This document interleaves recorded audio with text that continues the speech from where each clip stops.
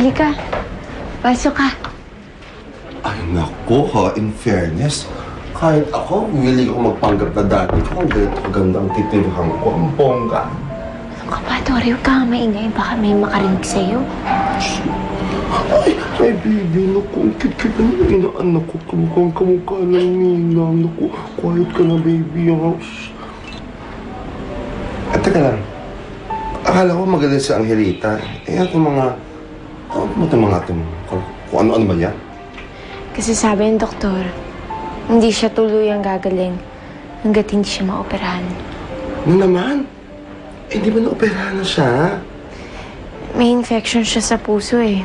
Kakailangan pa ng isa pang operasyon. At napag-isipan namin, sa Amerika na lang gagawin yan. My gosh, you mean, pupunta kayo sa US of A? Oo. Diyos ko naman, Lorna, hindi ka naman nagsabi. Naku, kailangan ko mag-organize ng despedida party. Alis pa yung mga friends ko. Baka mag-isa. Ako ba, Tori? Puro kabiro. Pero alam mo, napag-isipan ko rin na tama si Paolo. Sa Amerika na lang namin papagamot si Angelita.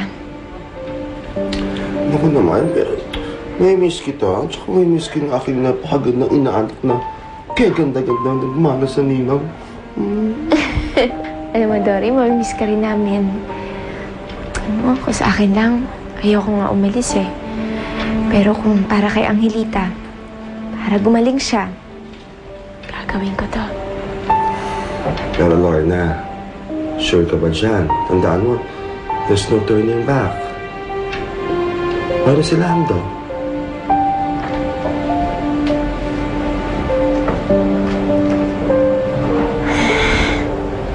Wala na rin naman babalikan sa amin ni Lando eh.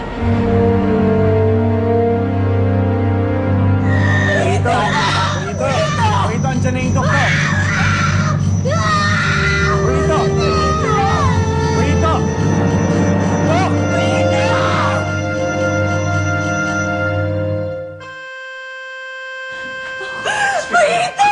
Rito! Rito! Hindi! Rito! Rito! Rito! Rito! Anak!